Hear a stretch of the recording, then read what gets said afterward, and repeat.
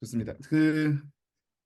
네, 이제 일단 오늘 이 자리에 참석해주신 이제 모든 분들께 진심으로 또 감사드리고요.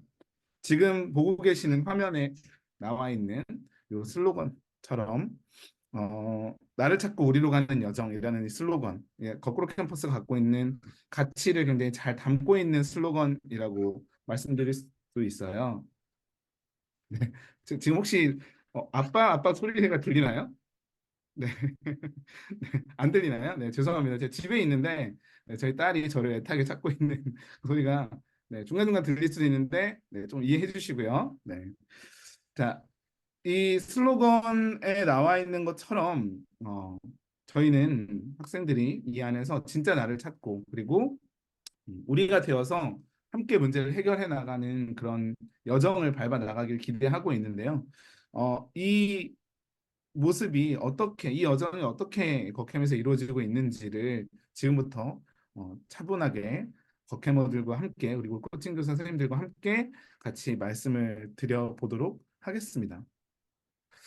네, 거꾸로 캠퍼스가 처음 출발했을 때 저희는 이제 미래 학교는 어떤 모습일까 이런 걸 상상하면서 이 학교를 만들기 시작했었습니다. 이 학교가 가야 될 방향이 무엇이고 지금 사회에 필요한 학교는 어떤 모습일까 뭐 이런 고민들을 함께 했었는데요. 근데 이 미래 학교를 만들자라고 했던 저희의 어떤 이 질문이 점점 이 학교를 운영하면서 이 질문으로 좀 바뀌기 시작했습니다. 단순히 이제 앞으로 와야 할 학교, 지금은 존재하지 않는 앞으로 와야 할 학교의 모습을 우리가 만들어가는 것이 아니라 지금 이렇게 빠르게 변화하는 사회에 정말 가장 적합한 학교, 지금 시대에 가장 필요한 학교, 그 학교는 어떤 모습일까? 지금 학교들은 과연 그 학교의 그 시대의 요구, 사회의 어떤 변화를 어, 담아내고 있을까 하는 그런 고민들을 하면서 이제 우리가 가져야 될 질문은 지금 시대에 가장 필요한 학교의 모습은 어떤 모습이고 그 모습이 가장 그 모습에 가장 적합한 답이 거꾸로 캠퍼스다라는 걸 생각하면서 이 학교를 계속해서 만들어가고 있고 앞으로도 그 답이 거꾸로 캠퍼스이다라는 것을 자신 있게 말할 수 있도록 최선을 다해서 학교를 운영해 나가고 있다고 말씀드릴 수 있을 것 같습니다. 학교에 대해서 이야기를 할 때 아까 영상에서 보셨던 것처럼 학생들이 뭐라고 얘기하는지가 사실 굉장히 중요하죠. 네.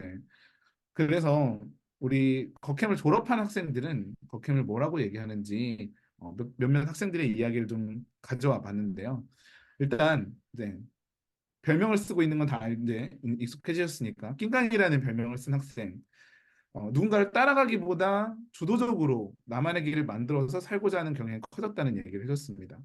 네, 지방이라는 학생은 또래들이 무언가를 배우는 동안 나는 배우는 방법을 배울 수 있었다. 오케이면서 그래서 세상에 나가는 게 두렵지 않았다라는 이야기를 해주었고요.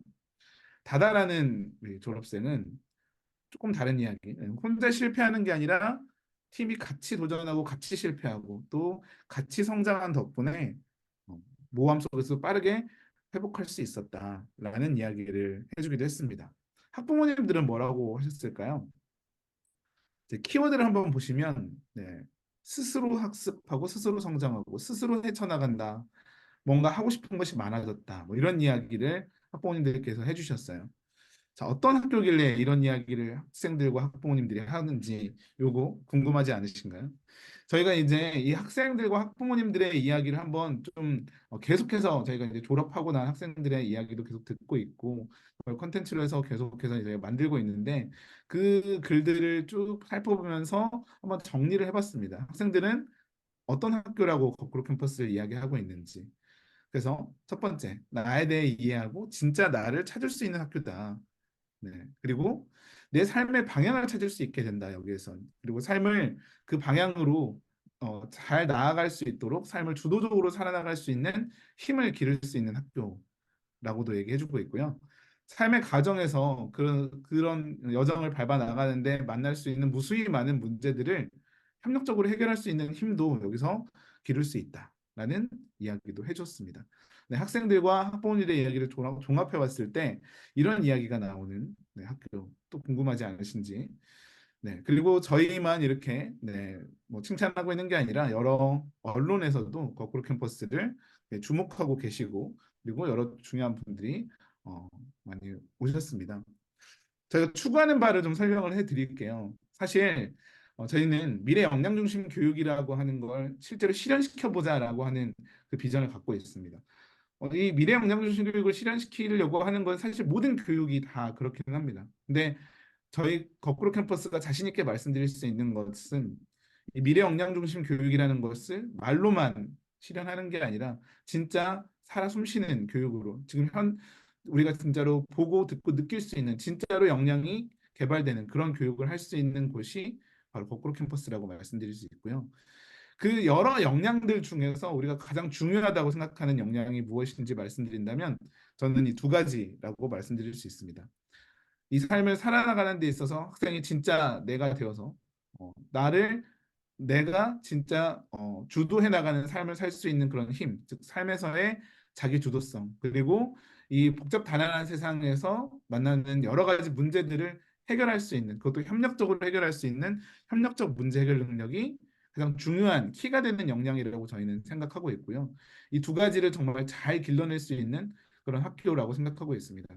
그 이유는 저희가 이 두 가지를 가장 잘 길러내는 방법에 바로 프로젝트 기반 교육이 있다라고 생각을 하고 모든 학습과 수업에 이 프로젝트 기반 교육을 접목하고 있기 때문이긴 합니다. 네. 저희 연역을 잠깐 보여드릴 건데요. 사실 언제 뭘 했는지를 말씀드리고 싶은 게 아니라 저희가 이렇게 여러 글로벌 분야에서도 많은 인정을 받아왔다라고 하는 것을 말씀드리고 싶었기 때문에 걸 보여드리게 됐습니다. 그럼 도대체 어떤 교육 과정을 지금 진행하고 있는지 잠깐 보여드릴 건데요. 지금부터 제가 설명드릴 이 교육 과정은 제가 아주 간략하게 설명드리고 학생들이 그거에 대한 진짜 사례를 한번 보여드리는 그런 형식으로 진행을 해 나갈 겁니다. 자, 일단 전체적인 교육의 흐름은 여기 위에 있는 이 흐름을 보시면 이해가 되실 것 같아요. 학생들이 나를 알고 그리고 협력을 배우고 함께 문제를 정의하고 해결하고 진짜 세상과 연결한 후에 세상을 향해서 문을 열고 스스로 나가는 이런 흐름으로 거꾸로 캠퍼스의 교육 과정은 이루어져 있습니다. 그 과정에서 뭐 주제 중심 융합 수업부터 해서 알파렘 뭐 자율 과정 그리고 이렇게 팀 프로젝트로 실제 세상 속 문제를 해결하기도 하고요. 개인에 집중하는 프로젝트가 이루어지기도 합니다. 인턴십을 진행하기도 하고요. 이 하나하나의 이야기를 좀 들려드리고 싶습니다. 지금부터. 그래서 먼저 저희 거꾸로 캠퍼스의 가장 기본 교육 과정이라고 할 수 있는 그리고 학생들이 입학하게 되면 1년 동안 이 수업을 수강하게 되는 그 주제 중심 융합 수업에 대해서 먼저 설명을 드려보도록 하겠습니다. 그리고 이 전체적인 과정은 저희가 이제 학생 주도적 학습 과정이라고 얘기할 수 있는데요. 저희 거꾸로 캠퍼스의 기본 교과 수업이라고 할 수 있는 주제 중심 융합 수업은 어떻게 이루어지느냐? 저희가 이 UN 지속 가능 개발 목표 17가지의 이 목표들 중에 하나씩의 주제를 이렇게 선정을 하게 됩니다. 네, 여기까지 이제 모듈, 작년까지 모듈이라고 되어 있는데 지금 학기라고 할 수 있고요. 학기에 이제 한두 개의 요 주제를 선정을 하게 되면 이 주제를 중심으로 해서 모든 수업이 융합적으로 이루어진다라고 보시면 됩니다. 예를 들면 이렇게 뭐 기후위기와 정책이라고 하는 주제를 정하면 우리나라의 각 지역별 기후위기에 대한 정책을 수립할 수 있다는 목표 아래 여러 국어부터 뭐 영어, 과학, 역사까지 전문가 특강까지도 해서 학생들이 여러 관점에서 이 하나의 주제를 이해할 수 있도록 하는 식으로 수업이 구성되어 있습니다. 물론 인문학으로 가장 깊이 있는 그런 이해를 할 수 있는 시간도 마련이 되어 있고요. 그리고 모든 수업은 프로젝트형으로 그리고 디지털 학습지를 기반으로 해서 이루어지고 있습니다. 자, 그러면 그리고 학생들은 단순히 이 수업을 그냥 수동적으로 받아들이는 것이 아니라 자신들만의 또 소주제, 이 대주제 안에서 소주제를 찾아서 팀별 소주제 프로젝트 학습을 진행하게 되는데요. 자, 지금부터 이제 학생들이 진짜 어떤 프로젝트 학습을 진행을 했는지 학생의 사례를 한번 보여드리도록 하겠습니다. 네, 유랑, 네, 네, 주제중심 프로젝트 사례 준비되셨나요? 네. 네. 발표 그러면 시작하도록 네, 하겠습니다. 요량을 박수로 맞아주시고 네, 요량 잘 부탁해요. 네, 안녕하세요. 주제중심이라는 교육과정 이야기를 들려드릴 유랑입니다. 왜 거꾸로 캠퍼스는 주제중심이라는 과정을 중요하게 여길까요? 그리고 왜 이 주제중심을 1년 동안이나 해야 할까요? 저는 처음에 이렇게 주제중심을 하는 것에 있어서 왜 1년씩이나 주제중심을 하지? 좀 의문을 가졌습니다. 그래서 오늘은 제가 1년 동안 주제중심을 경험하고 느낀 주제중심 프로젝트의 중요성에 대해서 공유드리고자 합니다. 오늘 제가 공유하고자 하는 352 주제중심의 대주제는 SDG 3번 키워드인 건강과 웰빙을 바탕으로 정해졌습니다. 주제는 우리 지역의 특성을 바탕으로 청소년을 위한 관광 상품을 만든다 였습니다. 그래서 저희 팀은 소주제를 정하기 전 첫 번째로 우리 지역이란 무엇인지, 관광 상품이란 무엇인지와 같은 필수 개념을 정의했습니다. 저희는 지역을 해와 대학로로 한정했고 관광 상품은 문화를 경험하기 위한 모든 것이라고 정의했습니다. 사실 저희 팀은 관광 상품을 정의하는 것에 꽤 긴 고민을 했습니다. 그 전까지만 해도 관광 상품 하면 경복궁이나 기념품, 투어 상품처럼 돈을 내고 누리는 것이라고 생각했거든요. 그런데 이렇게 무언가를 정의하는 과정에서 생각의 틀을 깨고 음식점도 관광의 일부구나. 길가에 심겨진 나무도 문화의 요소가 될 수 있구나 하며 기존에 가지고 있던 생각의 틀을 깨는 계기가 되었습니다. 두 번째로 청소년의 건강한 삶을 저해하는 요인을 찾아 그를 해결하기 위해 인터뷰를 진행했습니다. 이를 통해 대상자들이 부정적인 감정이 지속되고 이런 감정에서 벗어나고 싶어 한다는 사실을 알게 되었습니다. 그렇게 저희는 어떻게 하면 부정적인 감정이 지속되는 청소년에게 관광 상품을 통해 감정의 악순환을 끊을 수 있을까를 저희의 소주제로 설정하게 되었습니다. 또한 주제중심 프로젝트를 진행하며 교과 과목과도 연계를 시킬 수 있었습니다. 저는 크게 세 가지 과목의 교과 연계가 가장 인상 깊었습니다. 우선 과학 시간에는 경복궁과 같은 문화재 속 과학 기술을 찾아보며 공간이 주는 영향에 대해 알아보았습니다. 영어 시간에는 영어 인스타그램 계정을 만들어 홍보해보며 어떤 상품 강점을 내세울 수 있을지를 알아보기도 하였습니다. 사회 시간에는 우리 지역과 관련된 데이터를 분석하며 우리 지역에 어떤 문화 상품이 많은지 통계적으로 알아보기도 하였습니다. 저는 주제 중심을 진행하며 늘 이렇게 주제와 교과가 연결되는 과정이 굉장히 흥미로웠습니다. 한 주제에 대해 다각도로 바라보는 경험 자체가 저에게 통찰력을 더해주는 것 같다고 느꼈습니다. 그렇게 저희 팀은 감정 투어라는 프로그램을 기획했습니다. 현재 스스로의 감정을 노트에 기록한 뒤 연극을 보며 기존의 감정에서 벗어났고 연극을 보기 전후로 느낀 감정을 다양한 방법으로 표현합니다. 그리고 연극을 보며 느낀 감정과 작품을 공유하는 프로그램입니다. 프로그램은 오리엔테이션을 한 뒤에 연극을 관람하고 그때 느낀 감정으로 작품을 만든 뒤 공유할 수 있도록 설계하였습니다. 이렇게 코스를 개발하기 위해 연극 관련 전문가분들을 인터뷰하기도 하고 답사 차원에서 스토리 라이브러리, 스토리 스튜디오와 같은 청소년 단체에 방문하기도 하였습니다. 관광 상품을 만드는 과정에서 가장 인상 깊었던 것은 답사입니다. 관광 상품에 대해 정의하고 추가적인 학습을 진행하다 보니 그전에는 그저 지나쳤던 것들이 관광 상품으로 인식되어서 새로웠습니다. 저는 이렇게 주제 중심을 진행하며 크게 세 가지를 얻을 수 있었습니다. 첫 번째로는 상품을 기획해 봄으로써 모든 것을 관광 상품으로 인식하게 됨으로써 새로운 시선을 얻을 수 있었습니다. 그리고 대학로의 문화, 관광 요소에 대해 높은 이해도를 가지게 되었고요. 주변 맛집에 대해서도 많이 알게 되었습니다. 그리고 대학 무료 강의를 수강하면서 관련 사이트에서 추가적인 학습을 진행하기도 했습니다. 저는 특히 이 중에서도 새로운 시각을 얻을 수 있다는 게 주제 중심의 가장 큰 메리트인 것 같습니다.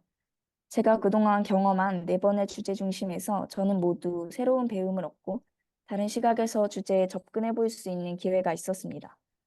청소년 인권에 대해 배운 첫 번째 주제 중심에서는 인권 침해에 대한 민감성을 가질 수 있었습니다. AI 일자리 변화에 대해 배운 두 번째 주제 중심에서는 기술 변화에 대해 이해하고 윤리적인 시각으로 기술 발전을 바라볼 수 있었고요. 환경 관련 정책 제안을 시도했던 세 번째 주제 중심에서는 정책을 세우기 위해 어떤 것을 고려해야 하는지 고민해보는 구조적인 측면의 시각을 가질 수 있었습니다.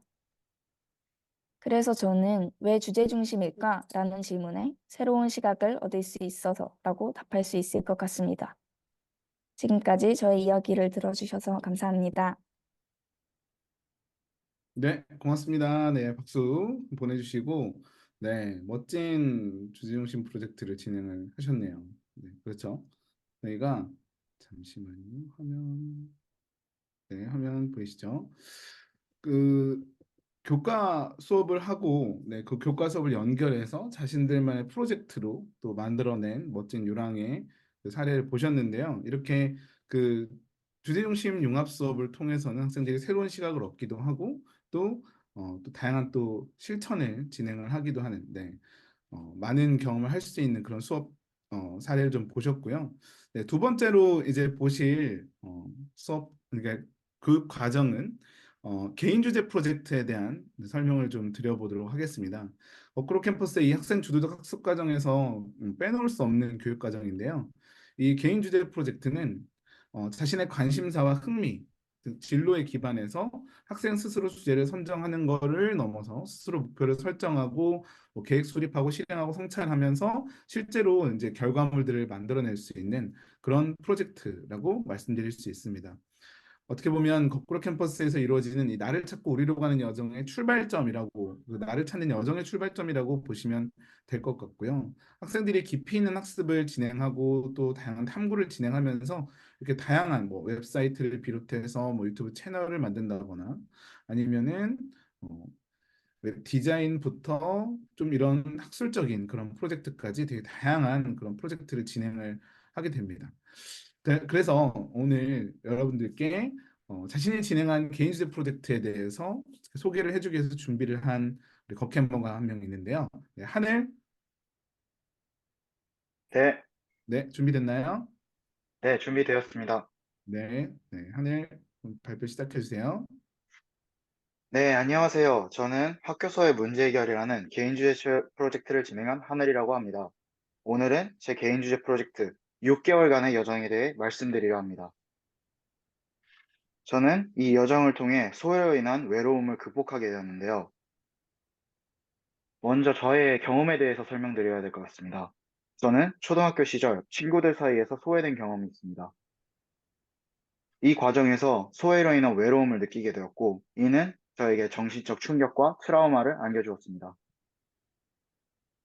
그래서 힘들었던 제 과거의 아픔을 개인 주제를 통해 다시 마주하고 이를 극복해내며 동시에 저와 같은 문제를 겪었던 청소년들에게 도움을 주고 싶다라는 마음으로 학교소외라는 주제를 잡게 되었습니다.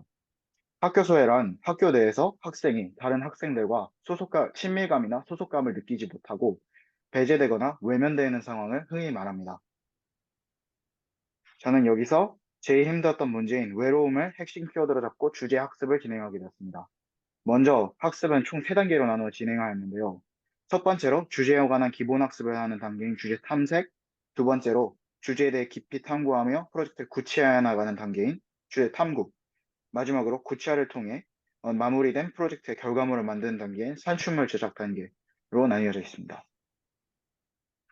저는 주제 탐색을 통해 이와 같은 인사이트를 얻게 되었는데요. 먼저 소외란 무엇인지 근본적인 개념에 대해 알게 되었던 것, 또 소외라는 외로움을 학습을 통해 직접 마주보게 되면서 저의 과거의 상처를 조금씩 치유할 수 있었던 점이 있습니다. 또 주제 탐구를 통해 얻은 인사이트는 인터뷰를 통해 대상자들과 서로 겪은 문제들을 공유하며 서로의 아픔을 공감해 주었던 점, 또 설문조사를 통해 대상자들이 느끼는 문제에 대해 직접적으로 알게 되며 해결책에 대한 방향성이 잡히게 되었다는 점이 있습니다. 그 후 저는 프로젝트에 대한 정리를 끝내는데요. 한 가지 고민이 되게 됐습니다. 바로 프로젝트의 결과물을 제작하기 위한 방향성에 관한 것이었습니다. 학습과 탐구는 충분히 마쳤고 이제 결과물을 제작하는 단계에 들어왔지만 어떤 형식의 결과물을 만들어서 문제를 해결해야 할지 생각이 나지 않았습니다. 그래서 코칭쌤께 프로젝트 결과물 제작 방향성에 관해 피드백을 받게 되었어요. 피드백에서 받은 내용은 주제 학습과 정리는 탄탄히 했고 문제도 잘 찾았지만 이를 해결하기 위한 솔루션의 구체화, 아이디에이션이 제대로 되어 있지 않아 솔루션 구성과 기획을 해보라고 하셨습니다. 그래서 저는 주제 학습과 잘 탐구를 통해 정의한 학교소의 문제 해결 키워드 두 가지를 바탕으로 커넥트라는 솔루션 아이디어를 기획하게 되었습니다. 커넥트는 의사소통을 뜻하는 커뮤니케이션과 연결을 뜻하는 커넥트의 합성어로 의사소통을 통해 소외된 청소년을 다시 사회로 연결시키겠다라는 의미를 담고 있습니다. 커넥트는 소외된 대상자 측과 공동체에 속한 대상자 측 두 그룹으로 나뉘어 대상자가 겪는 구체적인 문제 상황을 제시해주고 이에 대한 해결책에 대해 서로 토론하는 프로그램입니다. 커넥트는 보시는 바와 같이 아이디어 기획안 같은 형태를 가지고 있습니다. 그래서 나중에는 실제로 프로그램을 실행할 수 있도록 앞으로 구체화를 시켜나갈 예정입니다. 저는 개인 주제를 진행하며 학교 소에 대해 학습하고 정의하고 해결책까지 기획하게 되면서 프로젝트를 시작하기 전과 달리 소에 대한 두려움이 없어졌고 과거 또한 극복할 수 있었던 것 같습니다. 마지막으로 만약 일반 학교에서 이 프로젝트를 진행했다면 학교 측에서 완전 자율로 맡겼을 것이기 때문에 오로지 혼자 진행해야 되는 부담감과 도움을 구하지, 주변에 도움을 구하지 못하는 불편함이 컸을 것이고 학교의 분위기 특성상 소외에 대해 공감해줄 대상자가 없어서 진행하기 힘들었을 것 같다 생각합니다. 반면에 거캠에서는 구체적인 진행 단계를 짜주었고 선생님들께 자주 조언을 구하며 진행할 수 있었다는 점에서 훨씬 프로젝트 진행하기 수월했다고 생각합니다. 저는 더 이상 소외로 인해 외로워하는 청소년들이 생기지 않도록 계속 노력하도록 하겠습니다. 이상으로 마치도록 하겠습니다. 감사합니다. 네, 고맙습니다, 하늘. 네. 자신의 그 아픔에서 시작해가지고 또 그걸 극복하는 과정까지 이렇게 멋진 프로젝트로 만들어낸 이 하늘의 프로젝트를 보면서 굉장히 인상 깊고 그리고 또 대단하다. 네. 라는 생각이 드는 네. 그건 저만 그런 건 아니죠. 네, 모든 분들 다 그렇게 생각하실 것 같습니다. 네, 이제 개인 주제 프로젝트를 방금 이제 보셨고요. 이제 다음으로 보실 교육 과정은 어떻게 보면 거꾸로 캠퍼스 교육 과정의 가장 핵심이라고 볼 수 있는 여기 이 전체 그림에서도 색깔 같은 요 네 개의 그 교육 과정이 있는데 이게 뭐 부트캠프 문제 탐색 문제 정의 문제 해결로 나뉘어져 있지만 사실 저희는 문제 정의 프로젝트라고 통칭해서 부르고 있습니다. 그래서 문제 정의 프로젝트 문제 정의 팀 프로젝트에 대한 설명을 좀 드려보도록 하겠습니다. 이 문제정의 팀 프로젝트는 학생들이 팀이 되어서 스스로 진짜 세상 속의 문제를 찾아서 발견하고 또 그 문제의 원인을 찾아서 정의하는 그리고 그 정의를 넘어서 해결책까지 제시하는 그런 프로젝트를 이야기합니다. 이 프로젝트를 진행하는 과정에서 학생들은 굉장히 문제에 대해서 다양하고 심도 있는 학습과 탐구, 조사, 굉장히 다양한 그런 과정을 통해서 문제를 명확하게 정의를 내리고 그 해결책을 찾고 실제로 구현해내려고 노력을 하게 되는데요. 그걸 통해서 이 문제가 진짜 문제인지 확인하기도 하고요. 그리고 그 문제 대상자들에게 굉장히 깊이 있는 인지적 공감을 하기도 합니다. 그래서 이 모든 과정은 코칭 교사의 물론 코칭이 있지만 학생 주도적으로 진행이 된다고 말씀드릴 수 있습니다. 친환경 소비, 친환경 생활의 습관화를 그런 목표로 하는 팀도 있고, 뭐 옷걸이를 재활용하는 문제 또는 다양한 청각장애인의 어려움을 극복하기 위한 그런 문제 정의를 하기도 하고요. 그래서 다양한 이런 문제 정의들 가운데 오늘 여러분께 자신이 진행하고 있는 문제 정의, 문제 해결 프로젝트에 대해서 소개를 해드리기 위해서 준비하고 있는 학생이 한 명 있습니다. 네, 비니, 네, 네, 안녕하세요. 네, 화면 준비됐을까요? 공유하도록 하겠습니다. 네. 비니는 어떤 프로젝트를 진행하고 있는지 한번 네, 박수로 들어보도록 하겠습니다.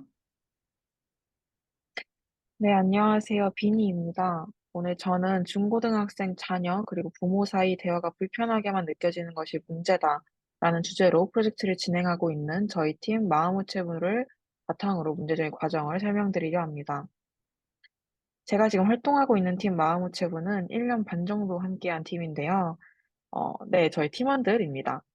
팀원들의 MBTI를 보시면 아시겠지만 저희는 4명 모두 계획적이고 어느 정도의 완전함과 완벽함을 추구하는 성향의 사람들입니다. 정말 열심히 하는 팀이지만 내가 들어가면 너무 고생할 것 같아서 들어가고 싶지 않아 라는 말을 농담처럼 들을 정도로 말이죠. 살아가며 감성보다는 이성을 항상 추구했기 때문에 저희는 프로젝트만큼에 있어선 조금 더 문제사항에 더 많이 공감하고 대상자에 더 공감하고 싶었습니다. 그래서 문제를 탐색하는 과정에서도 환경, 장애인, 미디어와 같은 누구에게나 통용되는 사회 문제 주제보단 내가 공감 가능한 그리고 해결하고 싶은 사회 문제를 주제로 선정했습니다. 내가 겪고 있는 문제인가에 대해 집중하면서 찾은 문제 사항은 청소년 자녀와 부모 사이 부족한 가족 소통이었습니다. 여러 기사와 논문, 그 통계를 직접 찾아보았고, 그 결과 여러 사람들이 가족과 함께 살면서도 대화하지 않는 이유에 대해 가족에게 내 이야기를 해도 가족이 들어주지 않는 것 같아서 라는 사실을 알아볼 수 있었습니다. 그리고 이는 실제 가족센터 프로그램 이용자 수가 늘어나는 결과치를 만들어내기도 했죠. 4년간 평균 출생률은 급격히 줄어드는 데에 비해 가족센터의 프로그램 이용자 수는 15%씩 증가하는 것을 보면 실제 대상자들이 해결하고 싶어 하는 문제고 심각한 문제 상황으로 바라본다는 것을 알 수 있습니다. 문제 사항을 찾아보고 얼마나 많은 사람들이 겪고 있는 문제인지 정의하는 여기까지 저희는 약 6개월의 시간을 썼습니다. 그냥 문제 찾고 왜 문제인지 기사 좀 찾아보면 되는 거 아닌가? 쉬워 보이는데? 라고 생각하실 수도 있지만 부족한 가족 소통이라는 문제 사항을 분명 내가 겪고 있었더라도 대상자로서 문제를 바라보는 것과 해결을 위해 문제 상황에 접근하는 것은 아예 다른 방식으로 다가옵니다.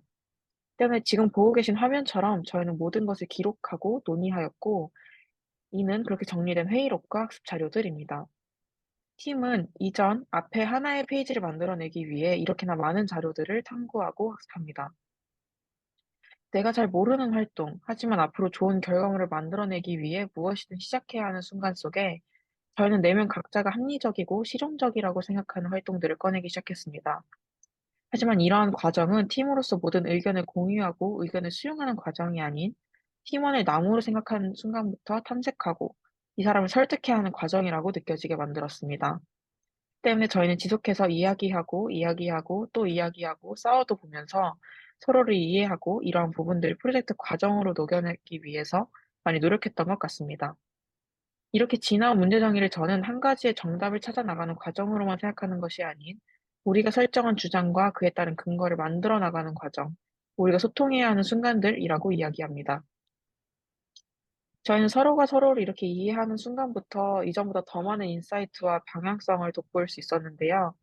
실제 전문가분들을 통해 얻은 인사이트를 바탕으로 저희는 부족한 가족소통의 원인에 대해 가족임에도 서로가 서로에게 어떻게 표현해야 할지 모른다라는 핵심 원인을 정리할 수 있었고, 현재 시중에 진행되고 있는 가족 프로그램의 한계점을 보시는 것과 같이 이론에 대해서만 학습해서 또 부모만 프로그램에 참여하다 보니 일방향적인 실천과 불안함이 느껴져서라고 정의할 수 있었습니다. 이렇게 정의 내린 문제 정의를 바탕으로 저희는 솔루션의 첫 번째 시작, 교내 워크숍을 진행했는데요. 거의 한 달간 가족소통 전문가분과 미팅을 하며 교내에서 진행할 워크숍을 기획했고, 작년 12월 참여자 24분을 대상으로 2시간가량의 워크숍을 진행했습니다. 만족도는 5점 만점에 4.75로 높게 측정된 것을 보며 솔루션이 참여자분들께 실질적으로 도움이 되고 있다는 사실 또한 파악할 수 있었죠. 저희가 프로젝트를 진행하며 지속해서 서로를 설득하려고만 노력하고 프로젝트를 같이 해나갈 상대로 서로를 바라보지 않았더라면 있을 수 없는 결과물들이라고 생각합니다.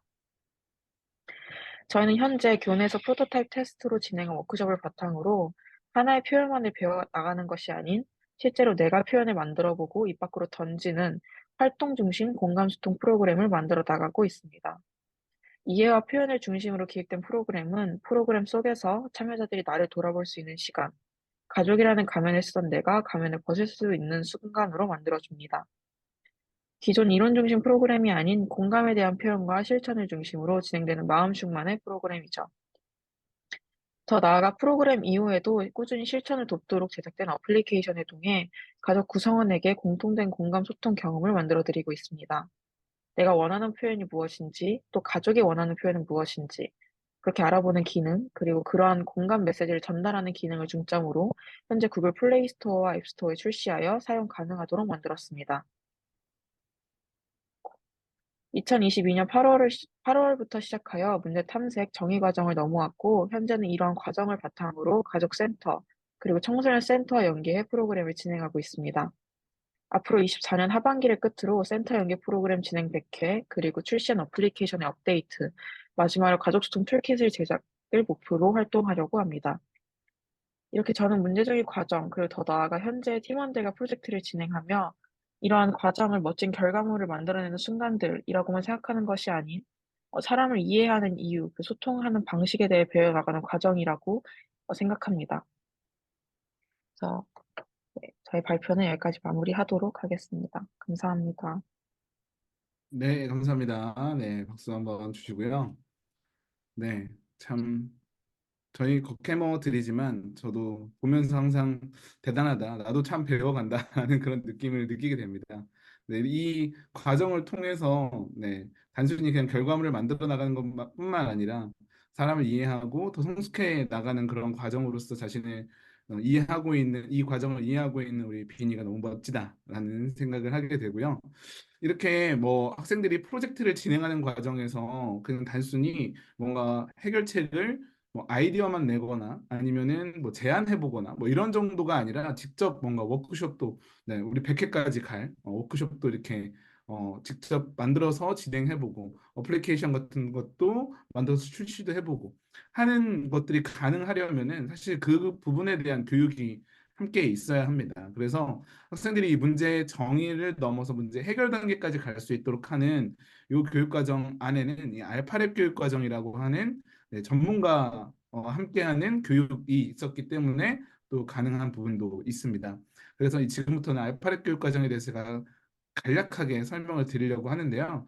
알파벳 교육 과정은 아까 제가 말씀드렸던 대로 문제 해결 단계에서 학생들이 활용할 수 있는 즉 세상에 우리의 아이디어를 실제로 이제 내 보일 수 있는 그런 교육 과정 그런 교육을 하기 위한 교육 과정이 이 알파벳 교육 과정이라고 말씀드릴 수 있습니다.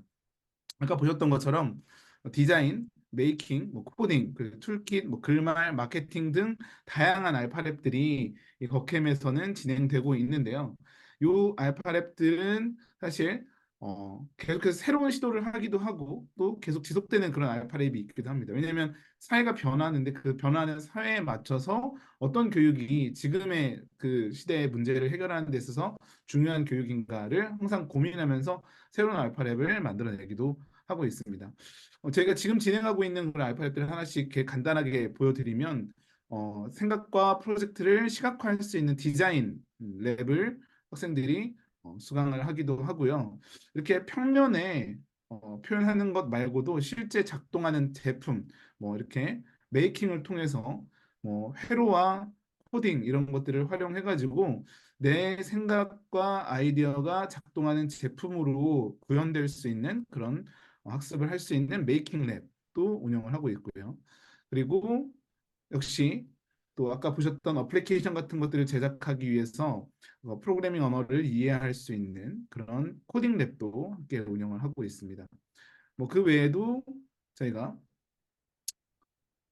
마케팅 랩을 통해서 학생들이 자신들이 만든 요 프로젝트의 결과물들을 어떻게 사람들이 공감할 수 있게 만들 것인가에 대한 고민을 하기도 하고요. 직접 이렇게 네, 마케팅 전략을 수립하기도 합니다. 글 쓰고 말하는 능력도 이 과정에서 굉장히 중요하죠. 그래서 글 쓰고 말하는 능력을 배울 수 있는 그런 랩도 있고요. 이 랩에서는 학생들이 직접 스토리텔링 글을 써서 책을 만들어서 독립출판을 진행을 하기도 했었습니다. 네, 이런 식으로 학생들이 계속해서 새로운 어떤 그런 역량들을 쌓아 나가고 이 과정을 통해서 문제 해결의 단계까지 가게 되면 그 다음으로 이 진짜 세상 속에서의 프로젝트는 어떻게 이루어질까라는 이제 궁금증이 생기게 되고 또 나의 진로와 연결되기 위한 인턴십 프로그램까지도 저희는 준비를 하고 있습니다. 그래서 프로젝트의 전문성을 향상시킨과 동시에 내가 앞으로 나아가야 될 방향에 대한 구체적인 어떤 실제 일 경험을 해볼 수 있는 그런 기회를 제공을 하고 있고요. 내가 또 성장하고자 하는 그런 분야의 네트워크를 또 형성할 수 있는 그런 기회를 주고 있기도 합니다. 22년부터 해서 인턴십을 쭉 진행을 해왔고 여러 학생들이 다양한 분야에서 진짜 그 회사의 그 프로젝트에 참여하는 그런 인턴십을 진행을 했었는데 굉장히 많은 회사에서 우리 학생들이 정말 우리 회사에서 주도적으로 이렇게 일을 할 수 있는 그런 학생들이다라는 이야기를 해 주었고요. 그래서 실제 정규직으로 채용 제안을 받기도 하고 실제 채용되기도 한 그런 사례도 많이 있습니다. 이렇게 학생들이 뭐 인턴십이라는 과정까지 이렇게 거치고 나면 또는 문제 해결의 과정을 거치고 나면 이제 세상 밖으로 나갈 준비가 되었다라고 해서 스스로 문을 열고 세상 밖으로 나가게 되는데요. 그 모습은 진학, 취업, 창업 등 다양한 모습이 있는데 지금부터는 우리 히치와 함께 이 세상 밖으로 나간 우리 버캐머들을 좀 만나보는 그런 시간을 가져보도록 하겠습니다. 네, 히치 나와주세요.